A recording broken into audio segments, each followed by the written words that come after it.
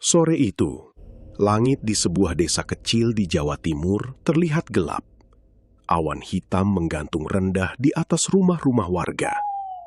Udara terasa dingin, padahal hujan belum juga turun. Di jalan desa yang mulai sepi, seorang lelaki bernama Mbah Kasan mengendarai motor tua miliknya. Di bagian belakang motor, terdapat sebuah kotak besar berisi beberapa paket yang harus segera diantarkan. Mbah Kasan bukan kurir yang banyak dikenal warga.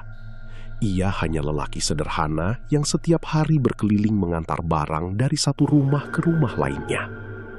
Pakaiannya selalu biasa, wajahnya tenang, dan hampir tidak pernah ikut membicarakan urusan orang lain. Sore itu, masih ada satu paket yang harus diantarkan. Nama penerimanya tertulis jelas, Pak Misdi.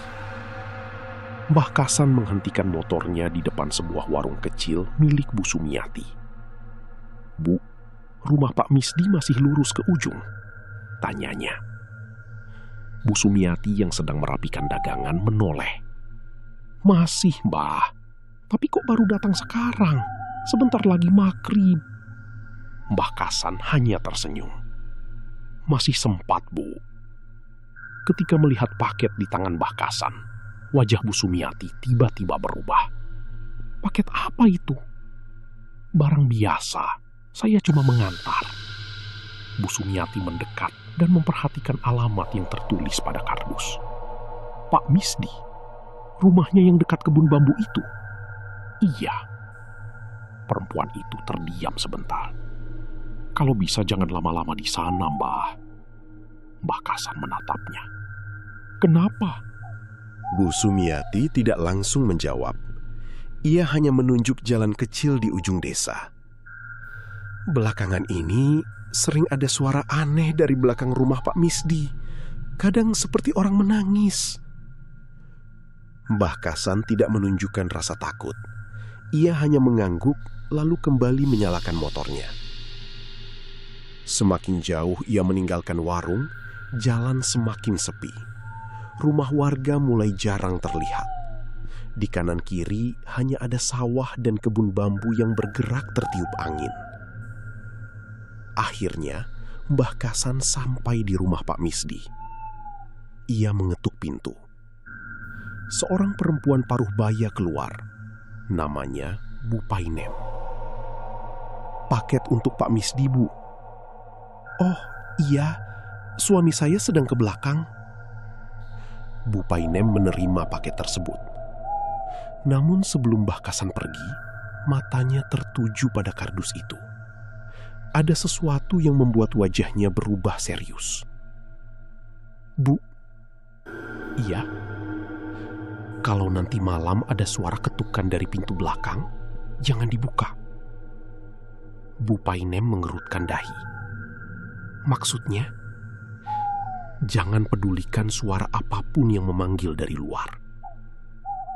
Bu Painem tertawa kecil karena merasa aneh.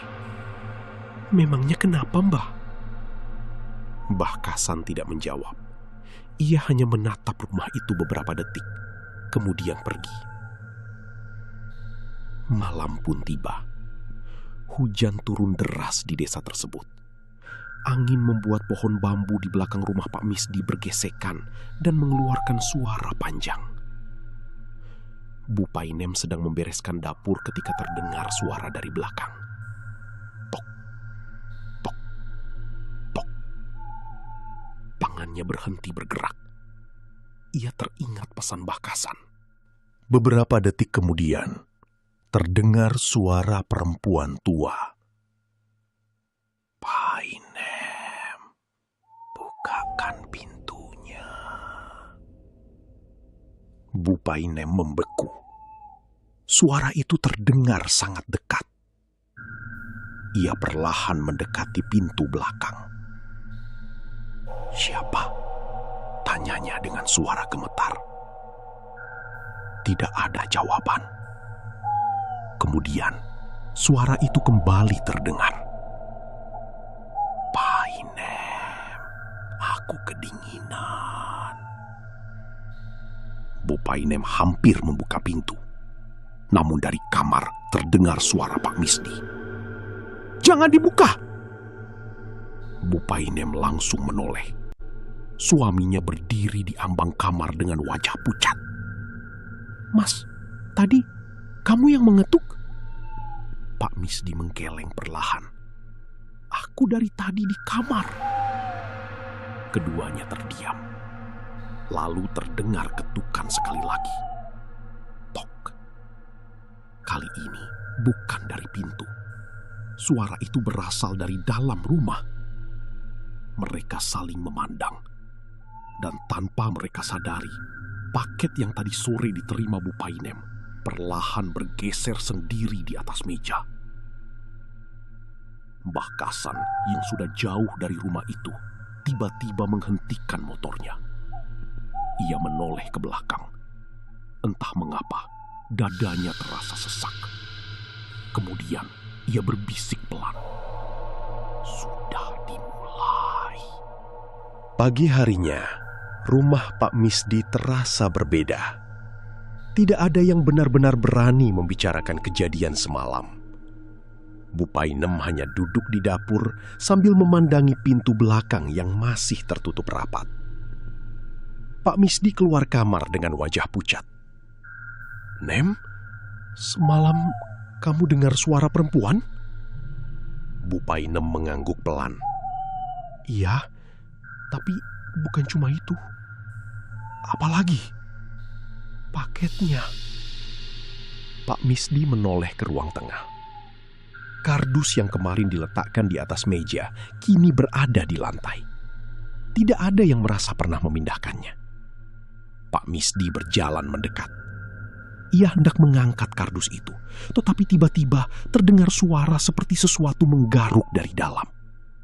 Krek, krek, krek. Tangannya langsung berhenti. "Jangan disentuh, Mas." Pak Misdi mundur. Mereka kemudian memanggil Bu Sumiati.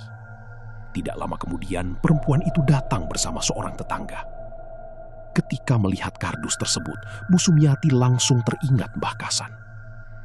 "Kurir yang mengantar kemarin itu sempat bilang sesuatu." Bu Painem mengangguk. "Dia bilang jangan buka pintu belakang kalau malam." Bu Sumiati terdiam.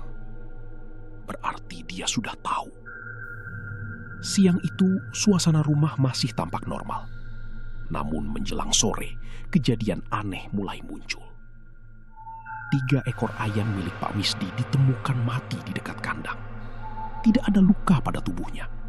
Leher mereka tidak patah, tidak ada darah, bahkan tidak ada tanda dimakan binatang. Pak Misdi hanya berdiri mematung. "Ini bukan penyakit ayam," katanya. Bu Painem menatap suaminya. "Terus apa?" Pak Misdi tidak menjawab. Malam berikutnya, rasa takut semakin kuat.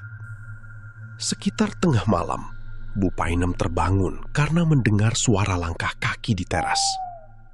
Srek, srek, srek. Langkah itu berjalan perlahan dari depan rumah menuju belakang. Bu Painem membangunkan suaminya. "Mas, dengar." Pak Misdi membuka mata. Mereka mendengarkan dalam diam. Langkah itu berhenti tepat di depan pintu kamar. Kemudian terdengar suara seorang perempuan menangis. "Pak Misdi." Pak Misdi langsung duduk. "Itu suara siapa?" Bu Painem menggeleng. Suara tersebut kembali terdengar. "Pak Misdi, keluar." Pak Misdi hampir menjawab, tetapi Bu Painem menutup mulutnya. "Jangan." Tiba-tiba, suara tangisan berubah menjadi tawa kecil. Hi, hi, hi, hi. Lampu kamar berkedip. Sekali, 2 kali, lalu padam. Dalam kegelapan, terdengar suara benda jatuh dari ruang tengah. Pak Misdi mengambil senter dan memberanikan diri keluar kamar. Saat cahaya senter diarahkan ke meja, kardus paket itu sudah terbuka. Padahal tidak seorang pun membukanya. Di lantai terdapat bekas tanah basah seperti jejak kaki seseorang. Jejak tersebut masuk dari pintu belakang dan berhenti tepat di depan kamar mereka. Pak Misdi mengikuti jejak itu dengan senter. Namun ketika sampai di ujung lorong, jejak tersebut tiba-tiba menghilang. Paginya, Pak Misdi memutuskan mencari Mbah Kasan. Ia mendatangi warung Bu Sumiati. Bu, Mbah Kasan biasanya lewat sini jam berapa? Bu Sumiati menggeleng. Tidak tentu. Saya perlu bertemu dia. Kenapa? Pak Misdi menceritakan kejadian semalam. Bu Sumiati terdiam cukup lama. Saya rasa Mbah Kasan bukan kurir biasa. Pak Misdi menatapnya bingung. Maksudnya? Saya pernah dengar dari orang lama. Dulu dia pernah tinggal di pesantren. Katanya pernah belajar banyak hal dari seorang kiai. Pak Misdi semakin penasaran. Sementara itu, jauh dari desa, Mbah Kasan sedang mengendarai motornya. Tiba-tiba, ia merasakan hawa dingin menusuk tubuh. Ia berhenti di pinggir jalan. Tanpa alasan yang jelas, ia menoleh ke belakang. Di kejauhan, di antara pepohonan, tampak sesosok perempuan berdiri diam. Rambutnya panjang menutupi wajah. Mbah Kasan memejamkan mata sebentar. Ketika dibuka kembali, sosok itu sudah tidak ada. Ia menarik napas panjang. Jadi, bukan cuma rumah itu yang kau datangi. Kemudian, Mbah Kasan kembali menyalakan motor. Ia tahu, sesuatu yang selama ini tersembunyi sudah mulai bergerak. Menjelang sore, Pak Misdi akhirnya bertemu dengan Mbah Kasan. Lelaki tua itu sedang berhenti di sebuah warung kecil di pinggir jalan setelah menyelesaikan beberapa pengantaran. Begitu melihat Pak Misdi datang tergesa-gesa, Mbah Kasan langsung tahu ada sesuatu yang terjadi. "Sampean mencari saya?" tanyanya. Pak Misdi mengangguk. "Iya, Mbah. Ada sesuatu di rumah. Sejak paket itu datang, kejadian aneh tidak berhenti." Mbah Kasan diam beberapa saat. "Paketnya masih ada." "Masih." "Jangan dibuang." Pak Misdi mengerutkan dahi. "Kenapa?" "Karena kalau dibuang sembarangan, masalahnya bisa semakin panjang." Pak Misdi tidak memahami maksudnya. Namun melihat wajah Mbah Kasan yang serius, ia memilih diam. Mereka kemudian pulang bersama menuju rumah Pak Misdi. Sesampainya di sana, Bu Painem langsung menyambut dengan wajah cemas. "Mbah, tadi siang saya dengar suara orang berjalan di belakang rumah, padahal tidak ada siapa-siapa." Mbah Kasan hanya mengangguk. Ia masuk ke ruang tengah dan melihat kardus yang diletakkan di atas meja. Tanpa menyentuhnya, ia berdiri beberapa langkah di depan benda tersebut. Suasana rumah tiba-tiba menjadi sunyi. Tidak ada suara ayam. Tidak ada suara angin. Bahkan, suara kendaraan dari jalan desa seperti menghilang. Mbah Kasan menutup mata. Beberapa detik kemudian, ia berkata pelan, "Benda ini bukan sekedar paket." Bu Painem langsung merinding. "Maksudnya, Mbah?" "Di dalamnya ada sesuatu yang sengaja dititipkan." Pak Misdi menelan ludah. "Siapa yang mengirim?" "Saya belum tahu." Mbah Kasan kemudian membuka tas kecil yang selalu dibawanya. Dari dalam tas itu ia mengeluarkan sebuah kitab tua dan tasbih. Pak Misdi memperhatikan dengan heran. "Mbah, sebenarnya sampean ini siapa?" Mbah Kasan tersenyum tipis. "Saya cuma orang yang pernah belajar." Ia duduk bersila di depan kardus, lalu mulai membaca doa dengan suara perlahan. awalnya tidak terjadi apa-apa. Namun, beberapa saat kemudian, kaca jendela bergetar sendiri. Krek, krek. Bupaini memegang tangan suaminya. "Mbah, tenang, jangan keluar rumah." Tiba-tiba, dari arah dapur terdengar suara perempuan menangis.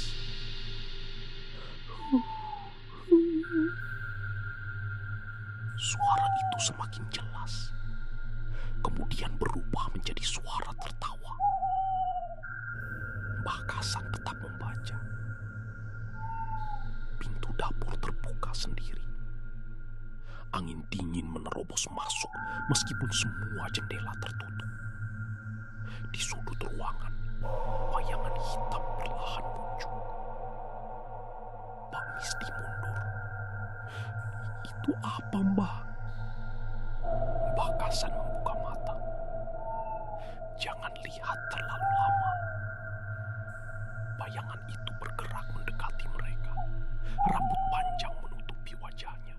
Kakinya tidak menyentuh lantai. Bupaini hampir berteriak, tetapi Mbah Kasan mengangkat tangan. "Jangan takut." Sosok tersebut berhenti tepat di depan kardus. Kemudian terdengar suara perempuan tua.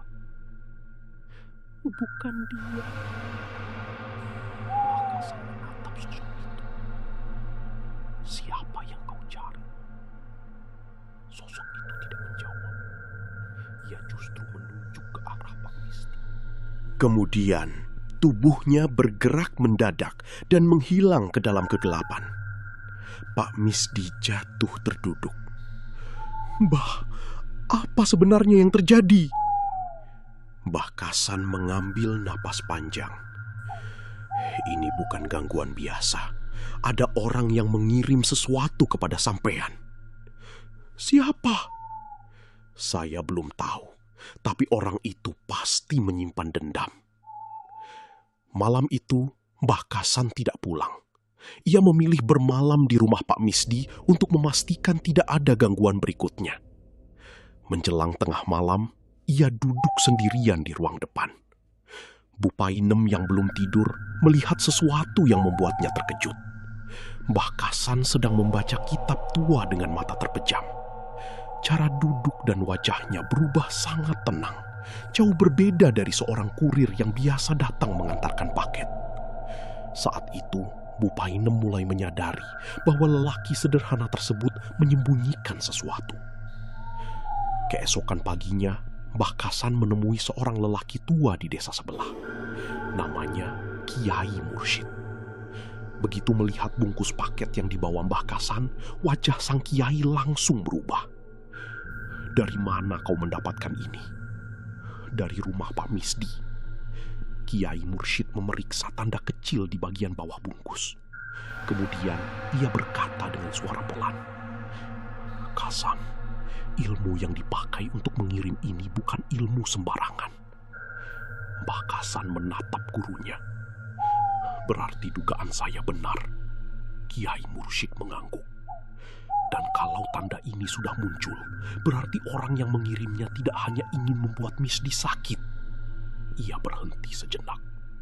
"Mereka ingin sesuatu yang jauh lebih buruk." Mbah Kasan menggenggam tasbihnya. Untuk pertama kalinya, wajahnya terlihat benar-benar serius. "Kalau begitu, saya harus mencari siapa yang mengirimnya." Di luar pesantren, angin tiba-tiba berembus kencang. Dari arah kebun terdengar suara perempuan berbisik, "Kasan." Mbah Kasan langsung menoleh. Ia mengenali suara itu. Suara yang semalam datang ke rumah Pak Misdi kini mulai memanggil namanya. Sejak mendengar suara yang memanggil namanya dari arah kebun, Mbah Kasan tidak langsung meninggalkan pesantren. Ia justru meminta Kiai Mursyid menyimpan bungkus paket yang dibawanya. "Jangan dibawa pulang dulu, Mbah," kata Kiai Mursyid. "Kenapa, Kiai?" "Karena benda ini sudah menjadi jalan. Selama tandanya belum diputus, siapapun yang menyimpannya bisa ikut terseret. Mbah Kasan mengangguk. Ia kemudian duduk di ruang utama pesantren. Malam mulai turun, dan suara para santri perlahan menghilang setelah mereka masuk ke kamar masing-masing. Pesantren itu berada cukup jauh dari permukiman. Di belakang bangunan terdapat kebun dan pohon-pohon tua yang sejak dahulu jarang didatangi warga. Sekitar tengah malam, terdengar suara langkah kaki di halaman. Srek, srek, srek. Mbah Kasan membuka mata. "Kiai," panggilnya pelan. Kiai Mursyid keluar dari kamar. "Kau juga mendengarnya?" Mbah Kasan mengangguk. Keduanya berdiri di teras. Halaman pesantren tampak kosong. Hanya cahaya bulan yang jatuh di atas tanah basah. Kemudian terdengar suara perempuan tertawa dari arah kebun. Salah seorang santri yang belum tidur berlari keluar.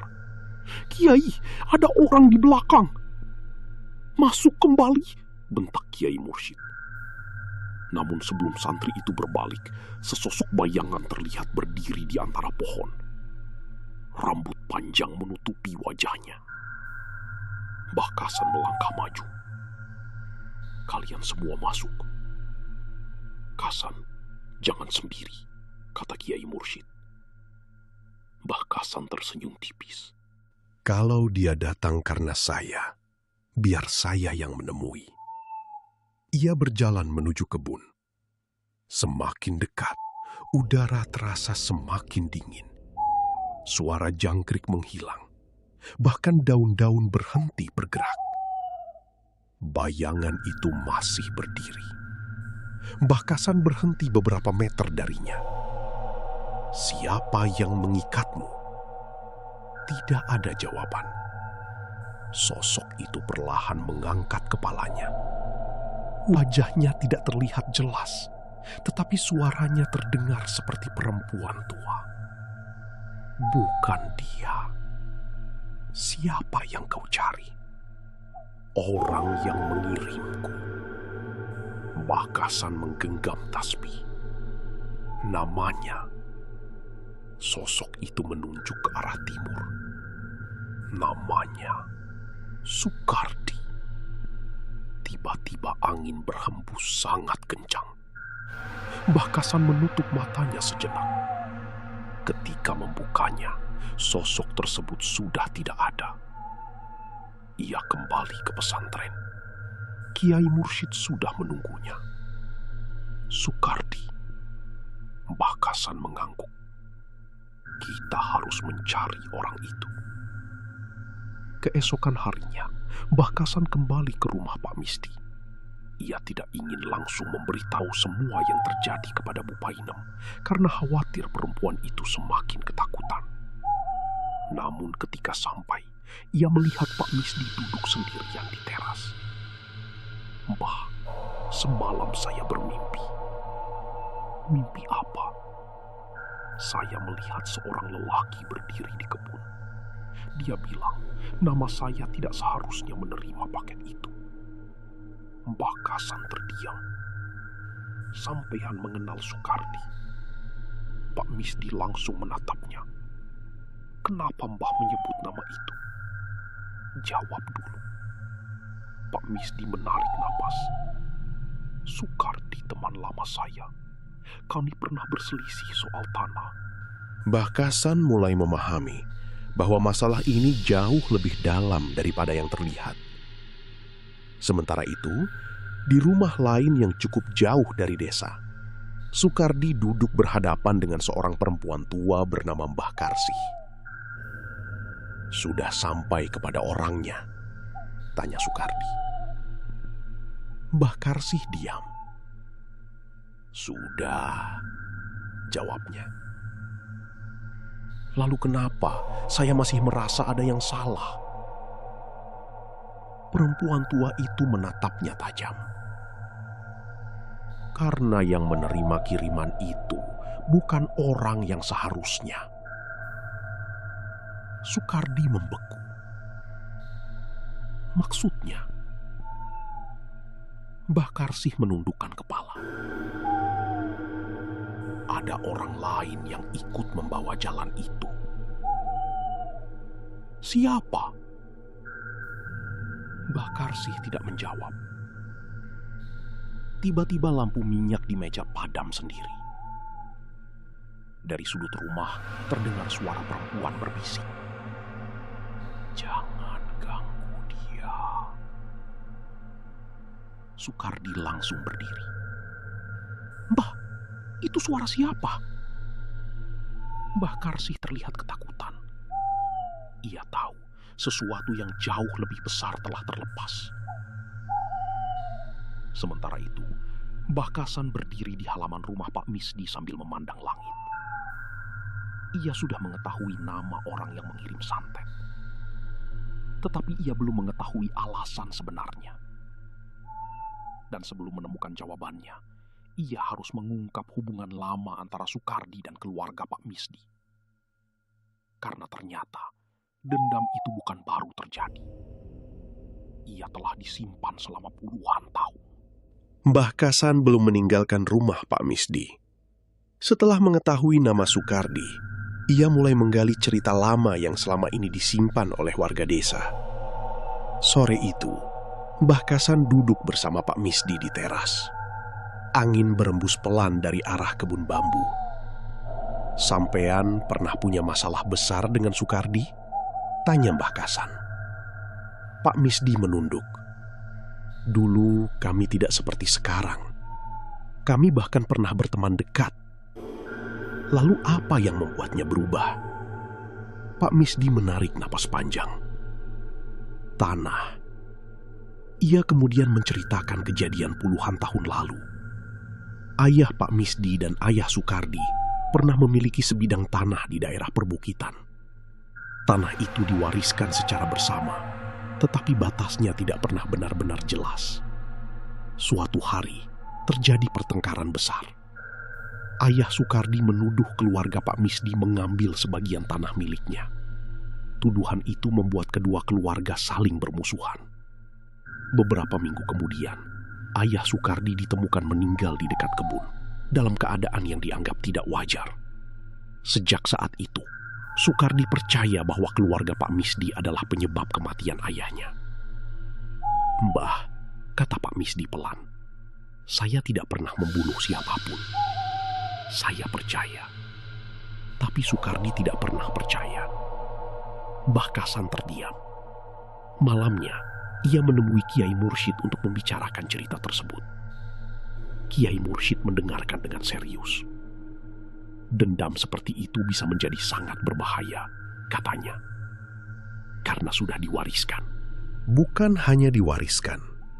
Kalau seseorang terus memeliharanya, dendam bisa menjadi jalan bagi sesuatu yang lain. Mbah Kasan mengingat sosok perempuan yang muncul di kebun. Kiai, makhluk yang saya lihat mengatakan bahwa dia dikirim.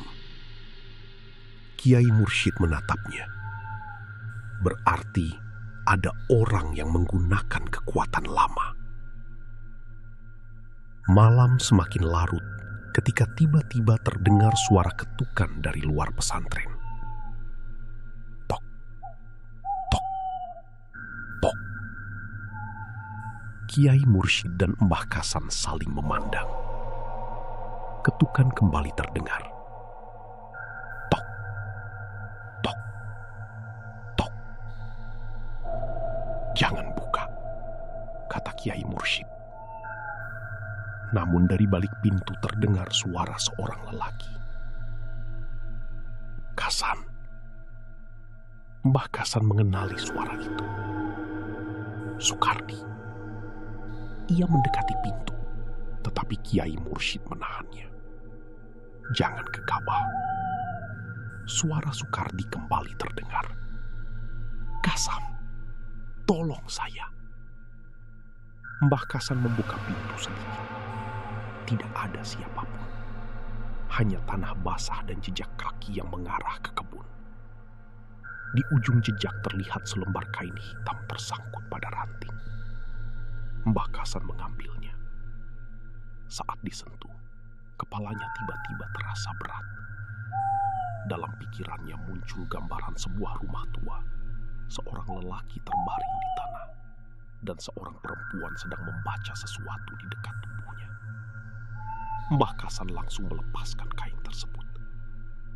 "Kiai, saya melihat sesuatu." "Apa?" "Ada orang lain dalam kejadian kematian Ayah Sukardi." Kiai Mursyid mengangguk pelan. Berarti selama ini Sukardi membenci orang yang salah. Keesokan harinya, Mbah Kasan mencari Sukardi. Ia menemukannya di sebuah rumah tua di pinggir desa. Sukardi terlihat gelisah. "Sampean sudah tahu?" tanyanya. "Tahu apa?" Sukardi menunduk. "Saya yang mengirim santet kepada Pak Misdi." Mbah Kasan tidak terkejut. "Tapi saya tidak tahu kalau akibatnya seperti ini. Kenapa sampean melakukannya?" "Karena saya ingin dia merasakan kehilangan seperti yang saya rasakan." Mbah Kasan menatapnya lama. "Sampean sedang membuka pintu yang tidak akan mudah ditutup." Sukardi mulai menangis. "Saya cuma ingin membalas dendam." Dan sekarang, Sukardi mengangkat wajahnya. "Sekarang sesuatu itu datang ke rumah saya setiap malam." Mbah Kasan terdiam. Sukardi kemudian menunjukkan lengannya. Terdapat bekas garis hitam seperti urat yang menjalar dari telapak tangan menuju siku. Mbah Karsih bilang ini akan hilang setelah Pak Misdi menerima santet. Mbah Kasan menggeleng. Dia sudah membohongi sampean. Tiba-tiba dari dalam rumah terdengar suara perempuan tua. "Sukardi." Sukardi langsung pucat. Itu dia. Mbah Kasan menoleh ke arah ruangan gelap. Suara itu terdengar lagi. "Sukardi, jangan hentikan aku." Mbah Kasan menggenggam tasbihnya. Ia akhirnya memahami satu hal. Santet itu bukan hanya ditujukan kepada Pak Misdi. Seseorang telah menggunakan dendam Sukardi untuk membangunkan sesuatu yang sudah lama terkubur. Dan sekarang, makhluk itu tidak mau berhenti sebelum urusannya selesai. Mbah Kasan berdiri diam di tengah rumah tua milik Sukardi. Suasana di dalam rumah terasa semakin dingin. Tidak ada angin yang masuk melalui jendela, tetapi tirai di ruang depan bergerak sendiri, seperti ditiup dari arah dalam.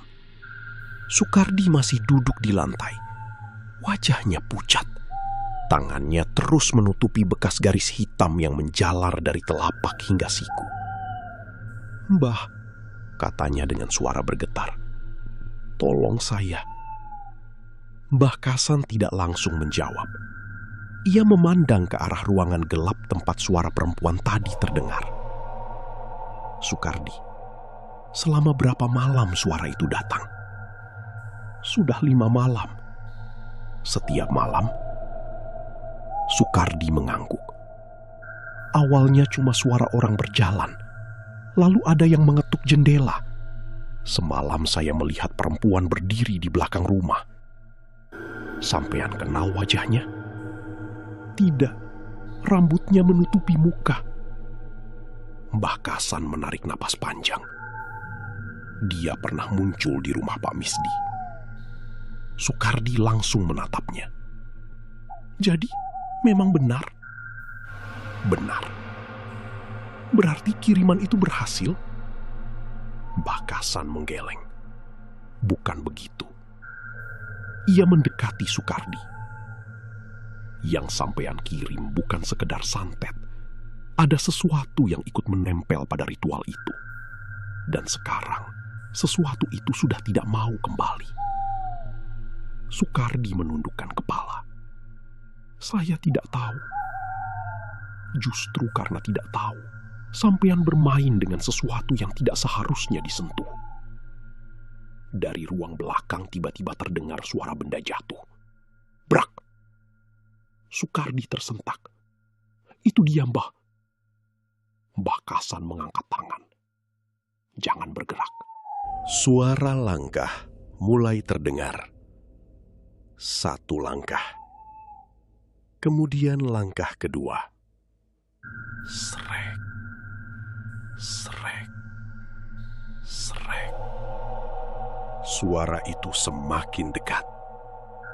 Mbah Kasan memejamkan mata sambil menggenggam tasbih. Bibirnya bergerak membaca doa dengan suara sangat pelan. Sukardi menatap lorong gelap. "Mbah." Diam. Langkah tersebut berhenti. Beberapa detik tidak terjadi apa-apa. Lalu terdengar suara perempuan dari ujung lorong. "Sukardi." Sukardi langsung menutup telinganya. "Jangan jawab," kata Mbah Kasan. "Sukardi." Suara itu terdengar lebih dekat. "Kau sudah berjanji." Sukardi menangis. "Saya tidak pernah berjanji." Mbah Kasan menoleh tajam. "Jangan bicara." Namun semuanya sudah terlambat. Lampu ruang depan tiba-tiba menyala terang, lalu mati kembali. Dalam gelap, terdengar suara perempuan tertawa. "Hihihihihihi." Sukardi berteriak. Mbah Kasan berdiri dan membaca doa lebih keras. Udara di dalam rumah seperti berputar. Pintu depan bergerak sendiri hingga terbuka lebar. Dari luar terlihat halaman yang kosong. Namun di tengah halaman berdiri sosok perempuan dengan pakaian hitam. Rambutnya panjang sampai menutupi dada. Sukardi melihatnya dan langsung mundur. Itu dia. Mbah Kasan keluar rumah. Sosok itu tidak bergerak. "Kau yang dikirim?" tanya Mbah Kasan. Perempuan tersebut perlahan mengangkat kepala. Wajahnya masih tertutup rambut. "Aku tidak dikirim untukmu." "Lalu untuk siapa?" "Untuk orang yang salah." Mbah Kasan mengerti maksudnya. Pak Misdi. Sosok itu diam. Kalau bukan dia, siapa? Perempuan tersebut menunjuk ke arah Sukardi. Sukardi membeku.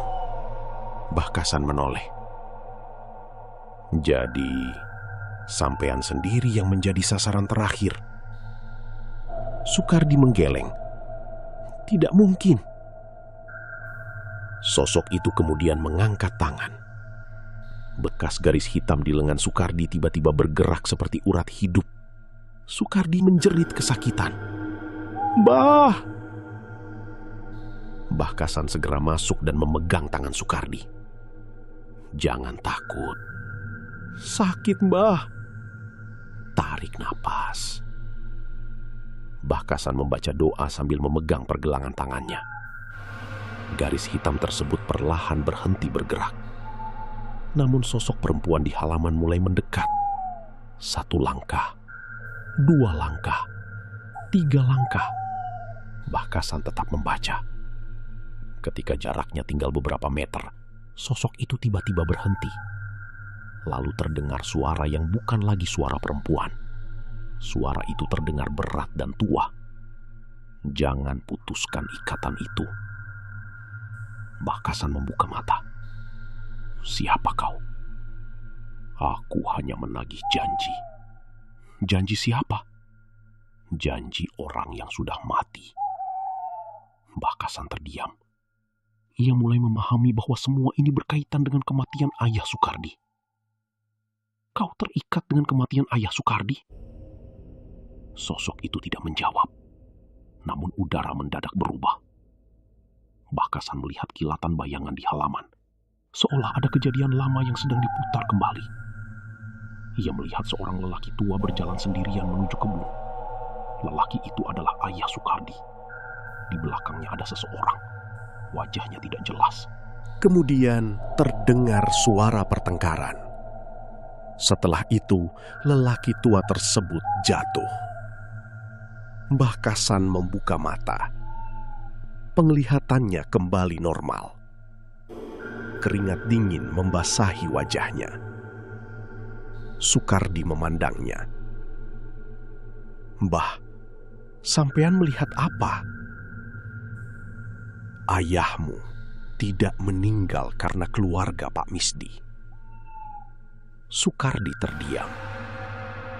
"Saya sudah menduga." "Sampean sudah tahu?"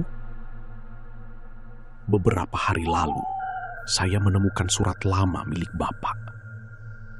Sukardi mengeluarkan sebuah amplop dari lemari. Mbah Kasan membukanya. Di dalamnya terdapat tulisan tangan yang sudah mulai pudar. Isi surat itu menjelaskan bahwa ayah Sukardi pernah mengetahui seseorang mengambil sebagian tanah keluarga secara diam-diam. Ia berniat melaporkan hal tersebut kepada desa. Namun sebelum sempat melakukannya, ia meninggal. Nama orang yang disebut dalam surat tersebut bukan Pak Misdi, melainkan seseorang yang dulu bekerja sebagai pengurus tanah di desa. Orang itu sudah meninggal bertahun-tahun lalu. Sukardi menatap surat tersebut dengan mata berkaca-kaca. "Selama ini saya salah." Mbah Kasan mengangguk. "Dendam membuat sampean tidak pernah mencari kebenaran." Sukardi menangis. "Saya sudah menghancurkan keluarga orang yang tidak bersalah. Belum terlambat untuk memperbaikinya." Tiba-tiba suara Mbah Karsih terdengar dari luar. "Tidak ada yang bisa diperbaiki." Mbah Kasan langsung menoleh. Mbah Karsih berdiri di halaman. Perempuan tua itu membawa kain hitam dan sebuah wadah kecil. Sukardi langsung bangkit. "Mbah Karsih, diam!" Mbah Karsih memandang Sukardi dengan tatapan tajam. "Sampean sudah berjanji. Saya tidak mau meneruskannya. Kalau berhenti sekarang, akibatnya akan lebih buruk." Mbah Kasan berdiri di depan Sukardi. "Sudah cukup." Mbah Karsih menatapnya. "Sampean bukan bagian dari urusan ini. Sekarang saya sudah terlibat." "Karena membawa paket itu?" Mbah Kasan tidak menjawab. Mbah Karsih tersenyum tipis. "Jadi benar, kurir itu yang membawa jalannya." Sukardi menatap Mbah Kasan dengan bingung. "Maksudnya apa?" Mbah Karsih berkata, "Paket itu seharusnya menjadi jalan menuju Pak Misdi. Tetapi saat Mbah Kasan membawanya, jalannya berubah." Mbah Kasan akhirnya memahami semuanya. Paket tersebut bukan hanya benda biasa yang sudah diberi ritual. Ada sesuatu yang memang sengaja ditempatkan agar mengikuti siapapun yang membawanya. Dan Mbah Kasan adalah orang yang mengantarkan benda itu. Karena itulah gangguan tersebut mulai mengenal dirinya. "Kau sengaja menggunakan paket itu?" tanya Mbah Kasan. Mbah Karsih diam. "Jawab!" "Saya hanya menjalankan pesanan." "Dari siapa?" Mbah Karsih tersenyum. "Sukardi bukan orang pertama yang datang kepada saya." Sukardi membeku. "Maksudnya?" Mbah Karsih tidak menjawab. Tiba-tiba wadah kecil yang dibawanya jatuh. Benda itu pecah di tanah. Bau tanah basah dan bunga busuk memenuhi udara. Sosok perempuan yang sejak tadi berada di belakang Mbah Kasan mulai bergerak. Mbah Karsih langsung mundur. "Jangan!" Sosok itu menoleh ke arah Mbah Karsih. Untuk pertama kalinya, perempuan tua tersebut terlihat benar-benar takut. "Kau tidak boleh datang ke sini." Sosok itu bergerak semakin dekat. Mbah Karsih membaca sesuatu dengan cepat. Namun suaranya gemetar. Mbah Kasan menyadari bahwa perempuan itu sudah kehilangan kendali atas ritualnya sendiri. "Kau tidak lagi menguasainya," kata Mbah Kasan. Mbah Karsih menatapnya. "Apa yang kau tahu? Ilmu yang kau gunakan sudah berbalik." Mbah Karsih mundur. "Tidak. Sampean mengira bisa mengendalikan sesuatu yang bahkan tidak sampean pahami." "Diam!" Mbah Karsih melemparkan benda kecil ke tanah. Asap tipis muncul. Dalam sekejap, halaman dipenuhi suara orang menangis. Suara laki-laki, suara perempuan, suara anak kecil. Semuanya bercampur. Sukardi menutup telinganya. "Mbah, saya tidak tahan." Mbah Kasan menarik Sukardi masuk ke rumah. "Kita harus pergi." "Kemana?" "Ke tempat asal ritual ini." "Di mana?" Mbah Kasan menatap Mbah Karsih. Perempuan tua itu berdiri diam. Kemudian ia berkata, "Tempatnya ada di bukit." Mbah Kasan mengerutkan dahi. "Bukit yang mana?" Mbah Kasan menunjuk ke arah timur. Tempat ayah Sukardi ditemukan. Sukardi langsung terdiam. Selama bertahun-tahun ia tidak pernah berani kembali ke tempat tersebut. Namun sekarang ia sadar, jika ingin menghentikan semuanya, ia harus menghadapi masa lalu. Malam itu, mereka bertiga menuju bukit tersebut. Mbah Kasan mengendarai motor, sedangkan Sukardi duduk di belakang. Mbah Karsih berjalan mengikuti mereka hingga batas jalan yang bisa dilalui kendaraan. Kiai Mursyid sebelumnya sudah diberi kabar oleh Mbah Kasan. Ketika sampai di kaki bukit, Kiai Mursyid sudah menunggu. "Kasan," katanya, "kau yakin?" Mbah Kasan mengangguk. Kalau sumbernya tidak diputus, gangguan ini akan terus kembali. Kiai Mursyid menatap Sukardi. "Dan sampean harus ikut." Sukardi mengangguk. Mereka berjalan masuk ke dalam hutan. Semakin tinggi mereka mendaki, semakin dingin udara yang terasa. Tidak ada suara burung, tidak ada suara jangkrik, hanya suara langkah kaki mereka. Setelah hampir setengah jam berjalan, mereka sampai di sebuah tanah lapang. Sukardi berhenti. "Di sini." Ia menunjuk ke tanah. "Di sini bapak saya ditemukan." Mbah Kasan melihat sekeliling. Di bawah sebuah pohon tua terdapat batu hitam yang sebagian tertutup lumut. Ia mendekatinya. Ada ukiran kecil di permukaannya. Kiai Mursyid membersihkan lumut tersebut. Di baliknya terlihat simbol yang sama dengan tanda pada paket. "Ini sumbernya," kata Kiai Mursyid. Mbah Kasan menatap Sukardi. "Sampean harus mengakui semuanya di sini." Sukardi mengangguk. Ia berdiri di depan batu tersebut. "Saya, Sukardi, mengakui bahwa saya telah menyimpan dendam kepada Pak Misdi." Angin mulai berhembus. Saya mengirim santet kepadanya. Daun-daun bergerak keras. Saya percaya keluarganya menyebabkan kematian bapak saya. Suara tangisan mulai terdengar dari dalam hutan. Sukardi hampir berhenti. Namun Mbah Kasan berkata, "Teruskan." "Saya salah." Sukardi menangis. "Saya salah karena membenci orang yang tidak bersalah." Tiba-tiba terdengar suara lelaki tua. "Sukardi." Sukardi menutup mulut. Ia mengenali suara itu. "Bapak?" Suara tersebut kembali terdengar. "Kau sudah salah jalan." Sukardi menangis semakin keras. "Maaf, Pak."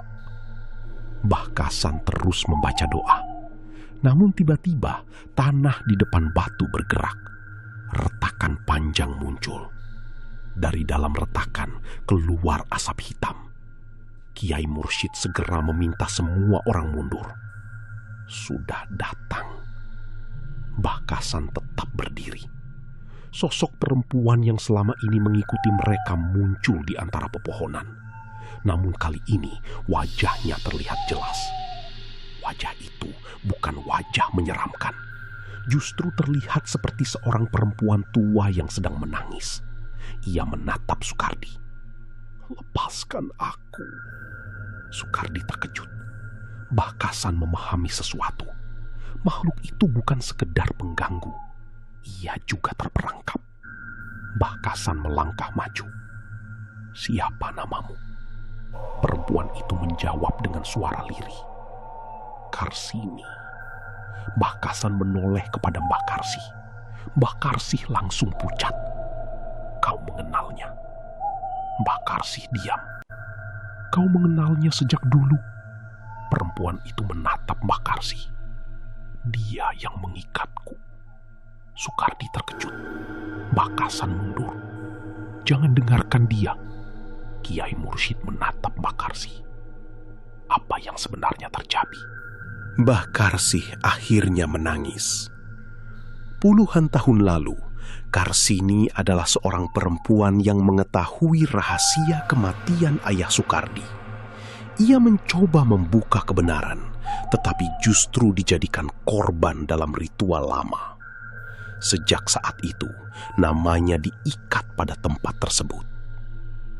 Mbah Karsih kemudian mewarisi ritual itu dari gurunya. Dan selama bertahun-tahun, ia menggunakan nama Karsini untuk menakut-nakuti orang yang datang kepadanya. Sukardi menatap Mbah Karsih dengan marah. Jadi semua ini bohong? Mbah Karsih menangis. "Saya hanya meneruskan apa yang diajarkan. Sampean membuat saya menghancurkan hidup orang lain." Mbah Kasan mengangkat tangan. "Sudah." Ia menatap batu hitam tersebut. Yang harus kita lakukan sekarang bukan membalas, tapi memutus ikatan. Mbah Kasan berdiri tepat di depan batu. Kiai Mursyid berada di belakangnya. Sukardi diminta tetap di tempat. Mbah Kasan mulai membaca doa. Angin tiba-tiba berputar. Pohon-pohon bergoyang keras. Tanah di sekitar batu bergetar. Suara-suara mulai muncul dari berbagai arah. Kasan, Kasan, Kasan. Mbah Kasan tidak berhenti. Tiba-tiba tubuhnya terdorong ke belakang. Sukardi hendak menolong. "Jangan!" teriak Kiai Mursyid. Mbah Kasan jatuh berlutut.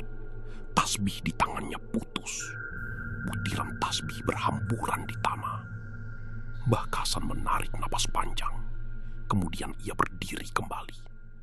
Wajahnya tenang. Belum selesai. Sosok Karsini berdiri di hadapannya. "Bebaskan aku." Mbah Kasan mengangguk. "Saya akan membantu." Ia kembali membaca doa. Kali ini, Kiai Mursyid ikut membaca. Sukardi menangis sambil meminta maaf. Angin semakin kuat. Batu hitam tersebut mulai retak. Krek, krek. Retakannya semakin besar. Kemudian terdengar suara ledakan kecil. Batu itu pecah menjadi beberapa bagian. Sosok Karsini perlahan memudar. Sebelum menghilang, ia menatap Sukardi. "Jangan simpan dendam lagi." Sukardi mengangguk sambil menangis. "Saya janji." Setelah sosok itu menghilang, hutan tiba-tiba menjadi sangat sunyi. Namun Mbah Kasan belum berdiri. Ia masih berlutut di tanah. Kiai Mursyid mendekatinya. "Kasan." Mbah Kasan tidak menjawab. Matanya tertutup. Kemudian ia membuka mata perlahan. Sukardi melihat sesuatu yang membuat tubuhnya merinding. Tatapan Mbah Kasan berubah kosong. Kiai Mursyid langsung menyadarinya. "Kasan, jangan lawan." Mbah Kasan berdiri. Tetapi ketika ia berbicara, suara yang keluar bukan suara biasanya. "Belum selesai." Sukardi mundur. Mbah Kasan menoleh. Senyumnya bukan lagi senyum yang biasa ia tunjukkan. Kiai Mursyid segera membaca doa dengan suara keras. Sukardi mulai panik. Apa yang terjadi? Kiai Mursyid menjawab tanpa mengalihkan pandangan dari Mbah Kasan. Dia mengambil semua gangguan itu ke dalam dirinya. Sukardi gemetar. Kenapa? Karena sejak awal Kasan tahu, hanya dengan cara itu jalannya bisa benar-benar ditutup. Mbah Kasan berdiri sendirian di tengah tanah lapang. Angin berembus mengelilinginya. Dan dari dalam dirinya terdengar suara lirih yang bukan miliknya. "Sekarang giliranmu." Kiai Mursyid membaca doa semakin keras. Mbah Kasan memejamkan mata. Malam itu belum berakhir. Justru saat semua orang mengira santet telah berhasil diputus, sesuatu yang jauh lebih mengerikan mulai terjadi di dalam tubuh Mbah Kasan. Mbah Kasan masih berdiri di tengah tanah lapang. Tubuhnya diam, tetapi napasnya terdengar berat. Wajahnya pucat dan tatapannya kosong. Sukardi mundur beberapa langkah. "Mbah Kasan?" Tidak ada jawaban. Kiai Mursyid terus membaca doa. Suaranya tenang, tetapi wajahnya menunjukkan kekhawatiran. "Kasan, dengarkan suara saya." Mbah Kasan perlahan menoleh. "Aku di sini," katanya. Namun suaranya terdengar berbeda, lebih berat dan dalam. Sukardi mulai gemetar. Itu bukan suara Mbah Kasan. Kiai Mursyid mengangguk. "Jangan mendekat." Tiba-tiba Mbah Kasan jatuh berlutut. Tangannya mencengkeram tanah. Dari mulutnya keluar suara seperti orang sedang menahan sakit. "Pergi." Kiai Mursyid tetap membaca doa. "Lawan Kasan. Jangan biarkan rasa takut menguasai pikiranmu." Mbah Kasan mengangkat wajahnya. Matanya perlahan kembali normal. "Kiai, saya di sini. Saya melihat banyak orang. Jangan ikuti mereka. Mereka memanggil saya. Itu bukan dunia mereka. Tetap di sini." Mbah Kasan memejamkan mata. Ia teringat pesan gurunya sejak masih menjadi santri. Ilmu bukan untuk menunjukkan kesaktian, tetapi untuk menolong ketika tidak ada orang lain yang mampu. Ia menarik napas panjang. "Ya Allah, kalau ini memang harus saya tanggung, beri saya kekuatan." Angin yang sejak tadi berputar mendadak berhenti. Suasana menjadi sangat sunyi. Kemudian terdengar suara perempuan dari arah hutan. "Kasan." Mbah Kasan membuka mata. Sosok Karsini sudah berdiri jauh di antara pepohonan. Namun kali ini wajahnya terlihat tenang. "Jangan takut," bisiknya. Mbah Kasan menatapnya. "Kau sudah bebas." Sosok itu mengangguk. "Bebaskan juga dirimu." Setelah mengatakan itu, sosok Karsini perlahan menghilang bersama kabut tipis yang menyelimuti pepohonan. Mbah Kasan menarik napas. Tubuhnya kemudian ambruk. "Kasan!" Kiai Mursyid segera menghampirinya. Sukardi ikut berlari. Beberapa saat kemudian, Mbah Kasan membuka mata. Sudah selesai. Kiai Mursyid tersenyum lega. Sudah. Sukardi menangis di sampingnya. "Mbah, maafkan saya." Mbah Kasan menatapnya. "Jangan minta maaf kepada saya. Minta maaf kepada Pak Misdi." Sukardi mengangguk. "Saya akan melakukannya." Mereka kemudian meninggalkan tempat tersebut sebelum fajar. Beberapa hari setelah kejadian itu, keadaan di rumah Pak Misdi mulai kembali normal. Pak Misdi sembuh perlahan. Bu Painem tidak lagi mendengar suara ketukan dari pintu belakang. Sukardi datang menemui Pak Misdi dan mengakui semua perbuatannya. Ia juga menceritakan kebenaran mengenai kematian ayahnya. Pak Misdi hanya terdiam cukup lama. "Aku juga pernah menyimpan dendam," katanya akhirnya. "Tapi mulai sekarang, kita kubur semuanya." Sukardi menundukkan kepala. "Terima kasih." Mbah Karsih sendiri meninggalkan desa. Tidak ada yang tahu kemana perempuan tua itu pergi. Sementara Mbah Kasan kembali menjalani pekerjaannya sebagai kurir. Motor tuanya kembali melewati jalan-jalan desa seperti biasa. Bagi warga, ia tetap lelaki sederhana yang mengantar paket dari rumah ke rumah. Hanya Kiai Mursyid yang mengetahui siapa sebenarnya dirinya. Suatu sore, Mbah Kasan menerima satu paket terakhir. Ia melihat alamatnya. Wajahnya mendadak berubah. Nama penerimanya adalah seseorang yang sudah meninggal 20 tahun lalu. Mbah Kasan menatap tulisan itu lama. "Kiai," gumamnya. Dari dalam kardus terdengar suara. Tok, tok, tok.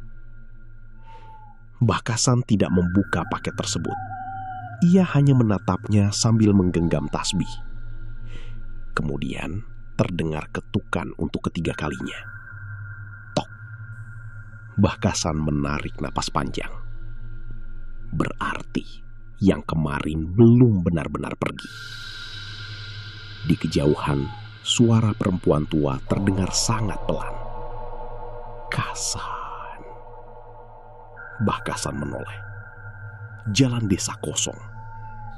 Namun di atas jok motor, paket itu bergerak sendiri. Dan sejak hari itu, tidak seorang pun tahu kemana paket tersebut akhirnya dibawa.